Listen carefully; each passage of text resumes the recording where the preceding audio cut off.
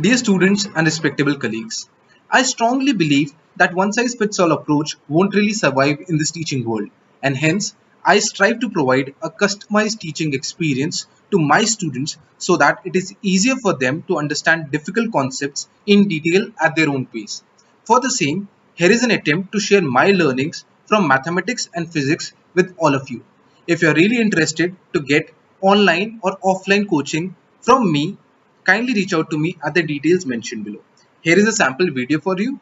Enjoy and keep learning.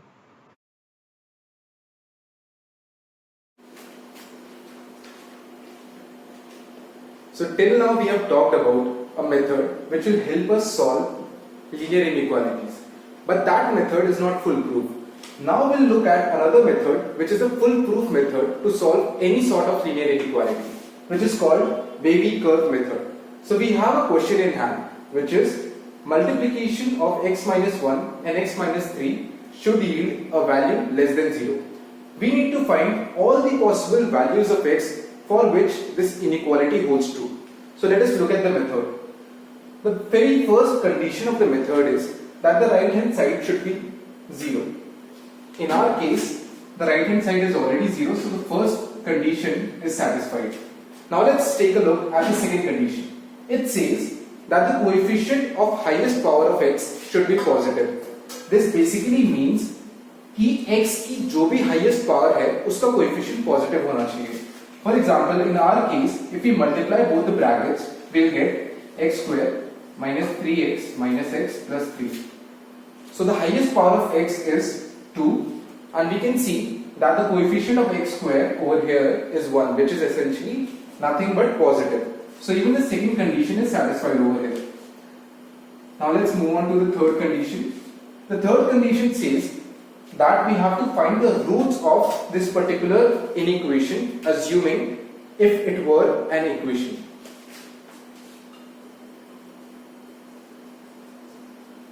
So had this been an equation, we would have had an equality sign instead of an inequality sign. So what are the roots of this particular equation? It's pretty simple. The roots are x equal to 1 and x equal to 3, for which we get the value of the equation as 0. Now moving on to the fourth step, once you've got the roots, the fourth and final step is to plot them on the number line. Now number line is nothing but a visual representation of a number system. On the right hand side we have plus infinity, on the left hand side we have minus infinity. And our roots are x equal to 1 and x equal to 3. So let's say x equal to 1 lies somewhere here, x equal to 3 lies somewhere here. Now these two numbers, they have divided the entire number line into three regions. The first region is from 3 to positive infinity. The second region is from 1 to 3. The third region is from minus infinity to 1. Now what we need to do is, we need to start from the rightmost region and start assigning positive, negative signs at an alternate interval. So the rightmost region will be positive, the second region will be negative, and the third region will be positive again. So what does these positive and negative and positive signs imply? Let's try and see that. Let's say if we take any number on this particular region from 3 to infinity, let's say we take x equal to 4 and we substitute that value in a particular expression over here. For x equal to 4, our expression becomes 4 minus 1, which is 3, into 4 minus 3, which is 1. So it becomes 3, which is positive. So the positive that we have plotted on the number line, this essentially represents the value of the expression when we substitute any number from this side of the region. Similarly, if we, let's say, substitute any number between 1 and 3, let's say 2 in this particular expression, then our value will be 2 minus 1 is 1, 2 minus 3 is minus 1. So 1 into minus 1 yields minus 1. So that's why any value between 1 and 3 will yield a negative number. Similarly, if we substitute any value from this particular region, let's say if we substitute 0 into this particular expression, we'll get 0 minus 1, which is minus 1, into 0 minus 3, which is minus 3. So minus 1 into minus 3 yields 3, which is a positive number. So we don't have to substitute each and every value from every particular range into the expression to see these positive negative signs. All we can do is we can simply assign positive, negative alternatively starting from the right hand side.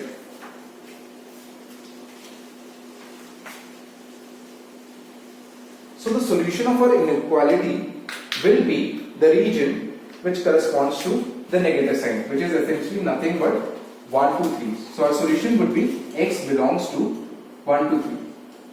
So any value which lies between 1 and 3 will satisfy this particular inequality. And please notice that since we have a strict inequality over here, we are using round braces over here. For example, if our question was x minus 1 into x minus 3 less than equal to 0. If we had a slack inequality instead of strict inequality, then our answer would have been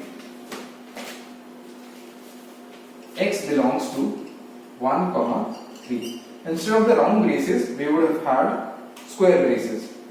Now moving on to another question. Let's say if our question was x minus 1 into x minus 3 greater than equal to 0. Now in this particular scenario, we are looking for all those values of x due to which the value of this particular expression becomes greater than equal to 0. Now instead of choosing this particular region, we'll choose these two regions. So our solution will be x belongs to minus infinity to 1, and since we have a slack inequality over here, this will be a square bracket, and 3 to infinity. Now since our solution is a range from minus infinity to 1 and 3 to infinity, and these two are separate ranges, we'll use a symbol called U, which basically stands for union of these two particular ranges, which will give us the whole solution set. So the solution of this particular inequality will lie in the negative region, whereas the solution of this particular inequality will lie in the positive region. Now for your practice, I'll give you a few questions which you can try at your end.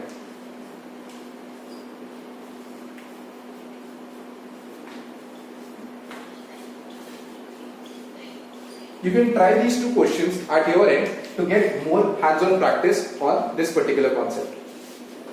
So we have learned the wavy curve method. Now let's try to solve some questions based on that.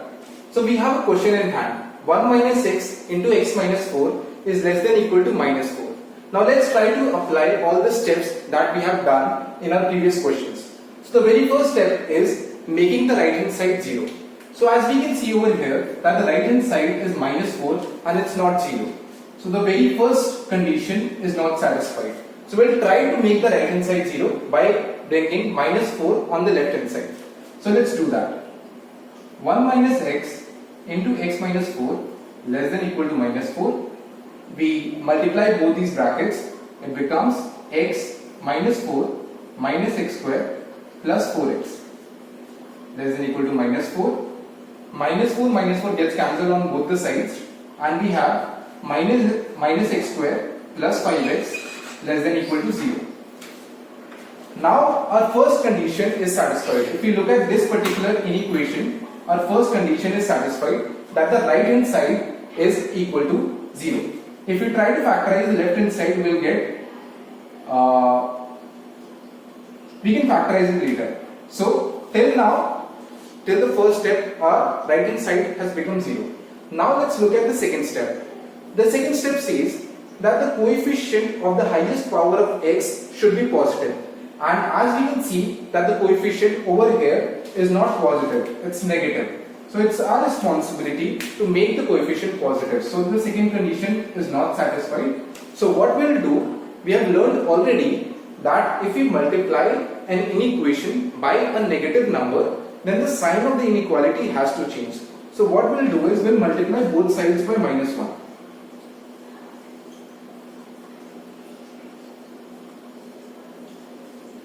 When you multiply both the sides by minus 1, then it becomes x square minus 5x, and because earlier we had less than equal to, now the sign will change and become greater than equal to. This we had already studied in our previous lectures. So it becomes x square minus 5x greater than equal to 0. We try to factorize it, it becomes x minus 5 greater than equal to 0. So this is the final inequality we have got. So if we look at the conditions, the right hand side is 0, which is done. The coefficient of highest power of x is positive, which we can see x into x square will yield 1 as the coefficient, which is essentially nothing but positive. Now the third condition is that we have to find the roots. The roots of this particular equation or inequation, if it were an equation, is x equal to 0 and x equal to 5. For these two particular values, the value of this particular expression will become 0. Now we do the fourth step and try to plot it on the number line. We have the number line plus infinity over here, minus infinity over here. Here we have 0, here we have 5. Just like the last question, the right hand side will become positive, this will be negative, this will be positive.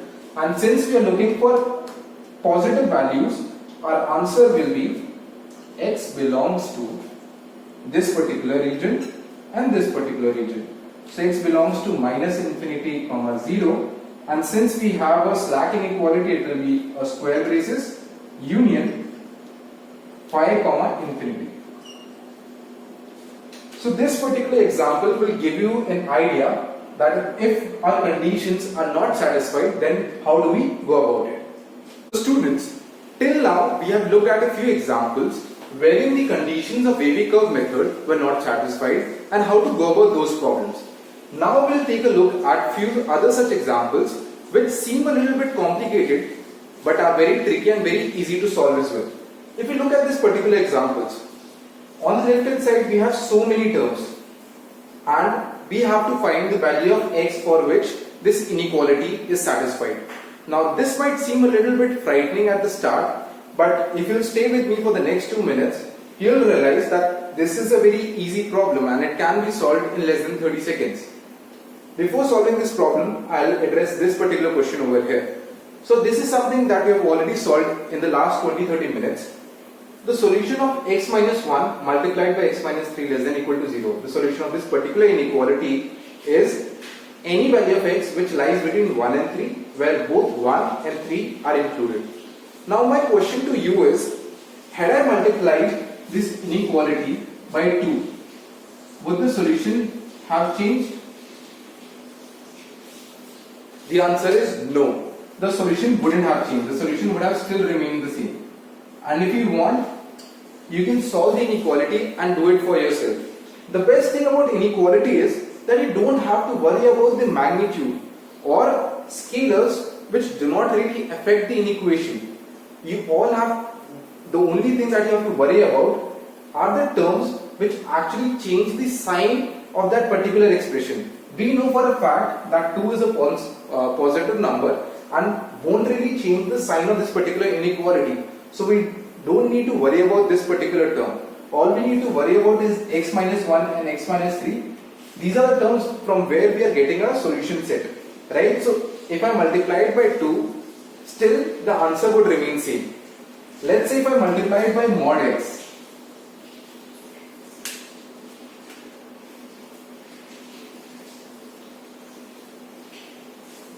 Now, in this particular case, although earlier we had a constant, now we have a variable, but we know for a fact whatever be the value of x, mod x will always and always be positive. So the solution for this particular example will also be x belongs to 1, 3. And if you want, you can actually solve these equations and take an assumption. Let's say if x is less than 0, then what is the value of this expression, and let's say if x is greater than 0, then what is the value of this expression. You can try and do that, but any positive constant value, if it is multiplied or divided, which we have already seen, the state of the inequality remains the same. It doesn't change. Now if you look at this particular question, 2 to the power x plus 1, can 2 to the power x, can it ever be negative? What is the lowest value that 2 to the power x can take? 2 to the power x will always and always be greater than 0. It can never be 0. For example, 2 to the power 1 is 2, 2 to the power 0 is 1, 2 to the power minus 1 is 1 by 2, which is 0.5. 2 to the power minus 2 is 1 by 4, which is 0.25. As and when we increase the value of x, like make it more negative, for example minus 3, minus 4, minus 5, and increase it up till minus infinity, the value of this particular term will tend towards 0, but it will never be 0. So we know for a fact that this value is always greater than 0. And when we are adding 1 to it, we can be sure and certain that this particular term is always greater than 0. And if it is always greater than the 0, then it won't really affect our answer. And we can simply put a cross against it. Now, if we look over here, we have sine square x plus 4. Now, sine square x, anything which is squared, is always and always greater than equal to 0. We know for a fact that this is greater than equal to 0. And if we add 4 to it, still it would be a positive quantity, so even this is cancelled. Then talking about mod x is always and always greater than equal to 0. And if we add 1 to it, it is also a positive quantity, so this also gets cancelled. We are left with x minus 1 into x minus 3 less than equal to 0, which is essentially our question over there. So the answer would still remain the same. X belongs to 1, 3. Any value between 1 and 3, including 1 and 3, will satisfy this particular inequality. Now, this difficult or terrifying seeming problem at the start had a really simple solution, and these kind of questions or these kind of methodologies are adopted by JEE paper setters. So this kind of question was asked in JEE 2003, and this was very simple. So it was kind of a free score for almost everyone. You just have to be aware like what are the terms which are going to change the state of the inequality, and in this case any positive term which is multiplied or divided is not going to change the state of the inequation.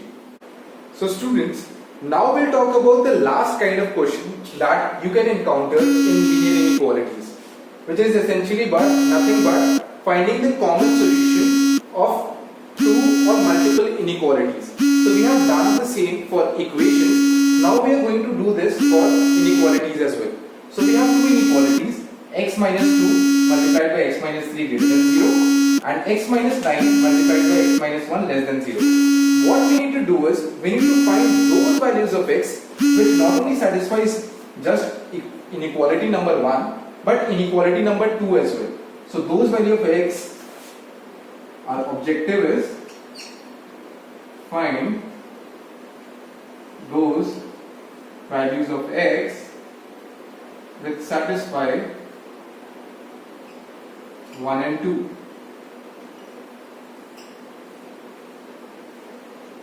So the process for the same is very simple. We'll solve the first inequality, then we'll solve the second inequality, and post that we'll try to find the common solution between the two solution sets. So let's start solving the first inequality. X minus 2 multiplied by x minus 3 greater than 0. If we plot the number line, we have infinity, minus infinity over here, and here are the roots 2 and 3. So we know for a fact that if we want to find the positive solution for this particular inequality, then we'll have to consider this region and this region, right? Because we go from positive, negative to positive. So the solution set would be minus infinity to 2 union 3 to infinity. This is the solution set for the first inequality. Now let's try to solve the second inequality. X minus 9, x minus 1 less than 0. Now if we make another number line for this particular inequality, we know that the roots of this particular inequality are 1 and 9. And starting from the right hand side, this area will be positive, this will be negative, this will be positive. And since we are looking for the negative area, the solution set will be x belongs to 1, 9. So this is something which we have already learned till now. Now talking about how to find the common solution between the two solution sets. One is this one and the other is this one. So what we'll do is we'll plot all these points on the same number line.